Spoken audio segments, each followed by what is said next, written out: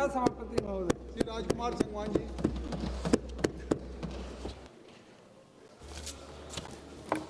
धन्यवाद सभापति महोदय, आपने मुझे बजट चर्चा में भाग लेने का अवसर दिया। मैं केंद्रीय बजट पर चर्चा में भाग लेते हुए ये कहना चाहता हूँ कि यह बजट केवल आय व्यय का लेखा जोखा नहीं, बल्कि यह उस भारत का रोड मैप है जो आत्मनिर्भर, समावेशी और विकसित भारत के संकल्प के साथ साथ आगे बढ़ रहा है। यह बजट देश की आकांक्षाओं, किसानों की उम्मीदों, युवाओं के सपनों और महिलाओं की शक्ति का प्रतिबिंब है। कृषि भारत की अर्थव्यवस्था की रीढ़ है और ये संतोष का विषय है कि वर्ष 24-25 में देश में खाद्यान्न और बागवानी उत्पादन में ऐतिहासिक रिकॉर्ड बनाया है। यह बजट किसानों की आय बढ़ाने, लागत घटाने और जोखिम कम करने की स्पष्ट दिशा प्रस्तुत करता है। तिलहन और दलहन के लिए चलाए गए राष्ट्रीय अभियानों के सकारात्मक परिणाम सामने आए हैं। खाद्य तेल आयात पर निर्भरता कम करने की दिशा में यह बजट एक निर्णायक कदम है। श्री अन्न यानी मिलेट्स की को वैश्विक पहचान देकर सरकार ने न केवल पोषण सुरक्षा सुनिश्चित की है, बल्कि छोटे और सीमांत किसानों के लिए आय के नए अवसर भी पैदा किए हैं। आज का किसान केवल फसल उत्पादक नहीं रहा, बल्कि वह पशुपालक, मत्स्य पालन और मधुमक्खी पालन से जुड़कर आय के विविध स्रोत अपना रहा है। वर्ष 24-25 में देश का मत्स्य उत्पादन लगभग 200 लाख टन तक पहुंचना इस बात का प्रमाण है कि ग्रामीण अर्थव्यवस्था मजबूत हो रही है। कृषि के आधुनिकीकरण के लिए इस बजट में इंफ्रास्ट्रक्चर पर विशेष जोर दिया गया है। एग्रीकल्चर इंफ्रास्ट्रक्चर फंड के माध्यम से 1.25 लाख करोड़ रुपए से अधिक का निजी निवेश आकर्षित होना यह दर्शाता है कि सरकार की नीतियों पर भरोसा बढ़ा है। भंडारण, कोल्ड चेन और लॉजिस्टिक जैसे विस्तार से किसानों को उनकी उपज का बेहतर मूल्य मिल रहा है और ग्रामीण युवाओं के लिए रोजगार के अवसर बने हैं। ग्रामीण रोजगार और विकास के क्षेत्र में सरकार ने पारदर्शिता और जवाबदेही के साथ सुधार किए हैं। 125 दिन का रोजगार, डिजिटल भुगतान और सामाजिक अंकेक्षण से न केवल भ्रष्टाचार पर नियंत्रण होगा, बल्कि गांवों में क्रय शक्ति बढ़ेगी। यह बजट ग्रामीण मांग को मजबूत करने वाला बजट है। यह बजट महिला सशक्तिकरण को विकास के केंद्र में रखता है। आज 10 करोड़ से अधिक महिलाएं स्वयं सहायता समूह से जुड़ी हैं। 2 करोड़ से अधिक महिलाएं लखपति दीदी बन चुकी हैं और न केवल एक वर्ष में 60 लाख नई लखपति दीदी बनी है।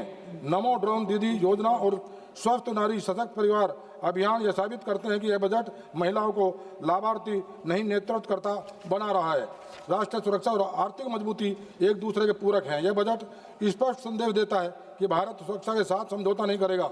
आंतरिक सुरक्षा की स्थिति में सुधार, माओवादी हिंसा का सीमित होना और युवाओं का मुख्य धारा में लौटना, यह सब विकास और विश्वास का परिणाम है। आत्मनिर्भर भारत की दिशा में उत्पादन आधारित प्रोत्साहन योजनाओं ने ठोस परिणाम दिए हैं। लगभग 2 लाख करोड़ रुपए का निवेश, 17 लाख करोड़ रुपए से अधिक का उत्पादन और 2025 में रक्षा उत्पादन का 1.5 लाख करोड़ रुपए पार करना, यह बजट भारत को वैश्विक मैन्युफैक्चरिंग हब बनाने की नींव मजबूत करता है। पिछले 11 वर्षों में $750 बिलियन का FDI वैश्विक विश्वास का प्रमाण है। युवाओं के लिए यह बजट अवसरों का बजट है। मुद्रा योजना के तहत 38 लाख करोड़ रुपए का ऋण देकर 12 करोड़ से अधिक युवाओं को स्वरोजगार से जोड़ा गया है। भारत का तीसरा सबसे बड़ा स्टार्टअप इकोसिस्टम बनना यह दर्शाता है कि यह बजट नौकरी खोजने वाला नहीं, नौकरी देने वाला बजट है। शिक्षा, तकनीक और कौशल विकास पर यह बजट भविष्य की तैयारी करता है। अटल टिंकरिंग लैब्स, AI और सेमीकंडक्टर प्रशिक्षण तथा ITI के उन्नयन से भारत एक फ्यूचर रेडी नेशन बन रहा है। यह बजट विकास के साथ साथ भारत की संस्कृति, विरासत और आत्मसम्मान को भी सशक्त करता है। आर्थिक प्रगति और संस्कृति गौरव दोनों को साथ लेकर चलने की यह सोच भारत की पहचान को और मजबूत करती है। यह बजट स्पष्ट करता है कि विकसित भारत कोई नारा नहीं, बल्कि स्पष्ट नीति, मजबूत नेतृत्व, जन भागीदारी से सरकार साकार होने वाला लक्ष्य है। महोदय, मैं एक बात और जरूर कहना चाहता हूं कि बजट में जो कैंसर जैसी गंभीर बीमारियों के लिए जो सस्ती दवाओं के लिए प्रावधान किया गया है और मेरा लोकसभा क्षेत्र जहां नदियों का गंभीर खतरा है, जो दूषित जल से कैंसर जैसी गंभीर बीमारियां हो रही हैं, हमारे देश की सरकार ने बहुत सारे एम्स के सेंटर बनाए हैं, एम्स खोले हैं। अभी भी इस बजट में प्रावधान किया गया है। दिल्ली के एम्स में पूरे देश के मरीजों का पूरा भरोसा है और यहाँ पर इतना दबाव रहता है मरीजों का कि उनको भर्ती होने में दिक्कत होती है। मेरा लोकसभा क्षेत्र NCR का हिस्सा है। अगर एक एम्स का सेंटर, मरीज भी ये चाहते हैं कि अगर एक एम्स का सेंटर, क्योंकि कनेक्टिविटी अक्षरधाम से देहरादून के लिए जो बागपत होकर जाते हैं, आधे से पौने घंटे में बागपत पहुंच जाए, एक सेंटर अगर वहाँ बन जाए तो ये मरीजों का जो दबाव है वो वहाँ पर उसको हम कम कर सकते हैं। एक बात मैं और सर कहना चाहूँगा कि अभी किसानों के मन में एक भाव भी है जो सरकारी परियोजनाओं के लिए भूमि का अधिग्रहण होता है और उस पर जो प्रतिकर किसानों को मिलता है, उस पर टैक्स से उनको राहत मिलती है।